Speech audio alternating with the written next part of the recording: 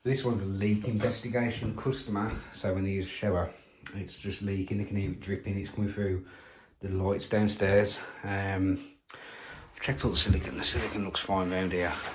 Customers took the door out themselves to have a look, but they did say that the basin was blocked. So they've unblocked that underneath, they plunged it, and we've got some push fit underneath here, and it's just popped it off. They said it's just a drip, not gushing out, so that does seem loose. But underneath here, it's plasterboard downstairs toilet, so I think I'm gonna have to go downstairs, cut a hole out and see what's going on underneath here, see what connections we got. So this is the spotlight downstairs toilet, and the water is coming in that corner across there, so I think we'll have to take some of the ceiling out. So yeah, it's been coming through the light switch there, that's why they've took it out, so let's take some of the ceiling down, see what we can find. One hole later, this is what we found. So there's a compression joint there, there's the shower trap. I mean, that was a bad shot, was it there? And this is what come out. Very dusty in here from doing that. The flexible's gone, I think they've put too much strain on it, or I don't know, but yep, that's what the drip's going to be. I don't think I'm going to get anything to match up with that, because the connection is like a union connection, like that, not a compression connection. So I think I'm going to have to replace the trap, because I don't think I'm going to get anything all that off the shelves, and it's 4 o'clock on a Friday. Sad. Let's see what we can do. So we're going to fit the new trap. I've just managed to get a turn on that. Just about. Come on. It's just screw out. Oh, that is well tight. I'm out of breath. Yeah, that's the old one here. Loads of silicone. So I'm going to have to scrape all that out, and that should just come out now. But it is silicone. There you go. Just straight through. But yeah, let's get. Oh god. Let's get this silicone off, get the new one in. Right, that's all been cleaned up with silicone. Old one's all out. Let's get the new one in. It was a pain scraping all underneath there out though. Yeah, we got it. Right, so what we've got to do now, try and feed that down there. You're taking away a while, is he? Oh, let's get. I'm gonna have to get down, put it in, reach up, pull it up. For God's sake. Yeah, I have got CT1 on that. Oh no, I have got CT1 on that as well. Yes, I know. It's all bumpy underneath there. I've scraped all the silicone off. That's come with the thinnest seal in the world as well. Really thin. So yeah, I have CT1'd it, but I'll go and feed that off from upstairs, and we'll come back up and tighten it in. Right, so that's where I've put it. What happens to do is get my hand through there, lift it up and screw it in. I don't know how well this is going to work, but okay. I'll just put my hand all in the CT1, brilliant. What I have to do is put my hand inside it, feed it up.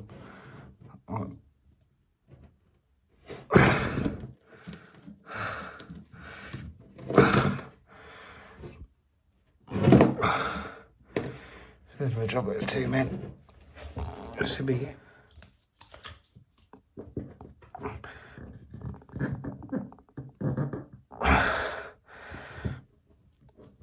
Come on, don't drop.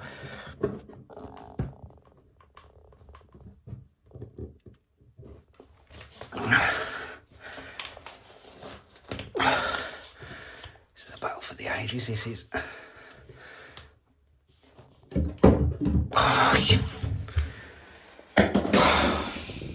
So in the end, I've had to get the customer to come and help me. Thankfully, he managed to get up, hold it in place, and yeah, get it in. Yeah, that's angled now. Make sure all these are tight on there. I mean, I'd love to get in with proper like fittings and that, but obviously I've got to bear in mind he wants to put an inspection patch here, so just put the flex in there, shorter one, so it's like looping around on itself. But yeah, that's all in now. Happy days. I mean, they could have got this wood here better, couldn't they? But it's held there for this long. Let's go and see if we've got any leaks. So what I think we'll do is shower head there.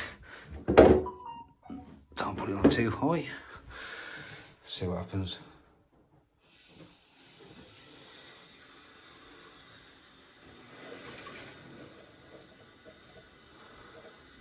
Right, I'll leave it flying like that. You can see what's down there.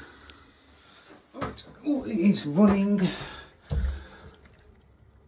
Can't see no leaks. That's good, eh? Alright. We have to give it a proper test up. I feel like just tying that up. Right, let's give it a proper test now. Get it proper running. Right, I wonder if I can just, because I really want to be downstairs checking it, so what I'm thinking is, I'll put it in there, overflow the bucket. It should be alright like that. That's my idea, because every time I've tried it before, I'll take the shower head off and just put it in there, but it's all over the place. Same with the shower head, it's going to tip up, so I think if I leave it in there, just let that overflow, I can actually test it while I'm downstairs. Let's see what happens. There you go, now that's half flank. I'm going to go downstairs and go and check it. We got off success, no leaks, everything looks dry, happy days, sorted. So the customer's going to put the inspection panel in there. Job done. So I just emptied the bucket out, checked it again, all sorted, but can you see that? I thought that was damaged, but apparently that's how it's designed. What a weird design that is. Oh well, that's another job all done. So I've done showers before in this channel, but never have I done a shower like this. I'm gonna have a Triton power shower. What's happened is this dial here has gone ridiculously stiff. I mean crazy stiff. Now what is different, ignore that. It's got hot and cold going to it. It's got its own little built-in pump. See, it's like a shower pump built into the shower. How about that? But I went to order this part here and it's been discontinued, so I'm gonna have to replace it. First thing I'm gonna do is turn that off and take the fuse out because that's the power to the shower. I don't want that accidentally turned on. Let's put it there, and there should be some moisturisation. There you go. So we just, oh, don't want to see me deaf here. Okay, let's turn that. Now the power only needs a 3-quarter supply. That's how they've left it on a 3 amp fuse. That moisturisation valve's nailed, so I'm going to drain the tank and put a new one in. But yeah, I'm going to sort out these electrics because that's not good, that eh? So I've just put the electrics into a Woukd. That'll be a lot safer. Drained off the hot water, so I'm going to get that replaced. Yeah, then start fitting all this together. So it's a Triton AS 2000 SR. That's what it looks like inside. A little bit similar to the other one. It's got the pump, hot and cold connection.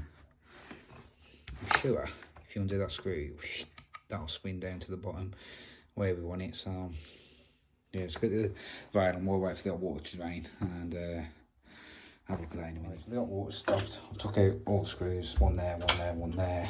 Electrics them out. New risers in, so I'm guessing somehow undo these and just push it. Oh, look, see looking into the wall. Oh, this is going to be fun. I don't know if that's going to make a difference. I do everything that I can at the moment. I'm trying to move them both at the same time.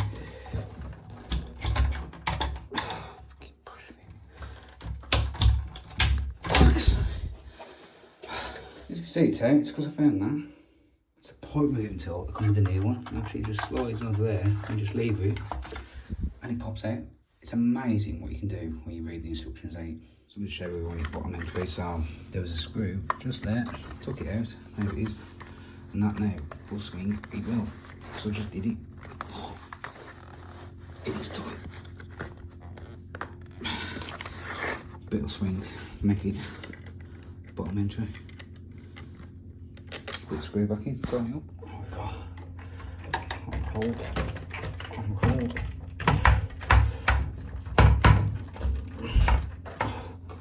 I'll cut that way. gone in or not. They're looking good for the holes, is it?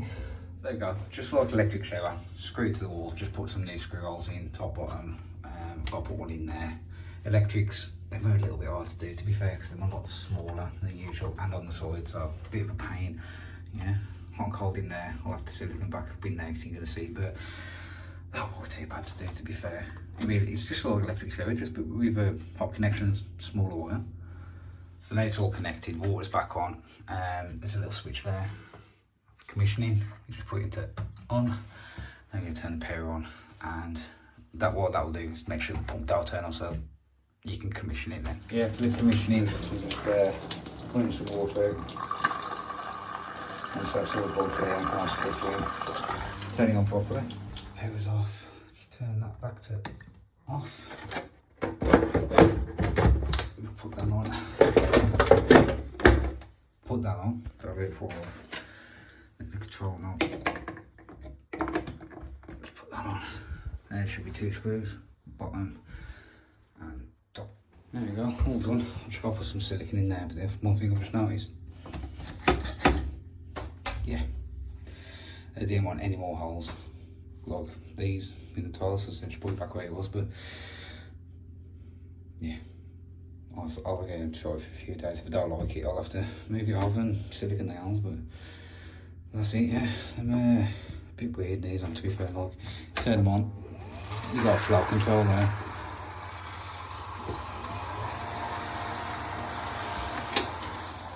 I suppose it'll be a bit better than an electric shower, but don't know. Anyway, that's that one done. This is the Worcester compact that we done a full service on. It's probably one of the worst compacts I've ever seen, and now it's got an EA fault, which is an ignition fault. It keeps happening every so often. Now I'll link the video for you. I have got a training video on this as well, on how to do full strip and clean. First of all, we're going to get this panel down, and if anyone knows these boilers, then green tabs are a nightmare. We're also going to give it a service as well, because it looks like the condensate drop's backing up again. So I'm just going to take the case off and check out inside. So 2 clips at the top, take the case off and have a look inside, see what's going on there. The corrosion and the staining that you can see, that was all from last year. We made sure that it was had new seals and everything last year. So we've got to find out why it's doing an EA fault. So we're just going to take this tube out. And we're going to go straight to the ignition, because I remember the ignition, it wasn't in very good condition last year. I did advise them to get it done. Now, one of the worst things that Worcester did, in my opinion, was combine the ignition electrodes. On the juniors before, there used to be 2 individual ones, but now it's a complete block, which makes it very, very hard to get off. They're kind of like weld on. I don't think that was a good change. But to get them out, it's 2 bolts. Then you've got to kind of like angle it out. Now, these are warped or anything, they can be a bit tricky to get out. So you can see I'm having a bit of a struggle trying to get these out. And look at the condition of them. How has this been working? You can see now why we've got an intermittent ignition fault. That's the new ones compared to the old ones. So we're going to get these in, and it's a very tight gap. We've replaced the seal on there because the ignition kit does come with the seal. So we're just going to angle them up and get them back in. Then we can start to reassemble it all, get the ignition back in. Now I did find it easier to take the pipe off the gas valve connected to the fan.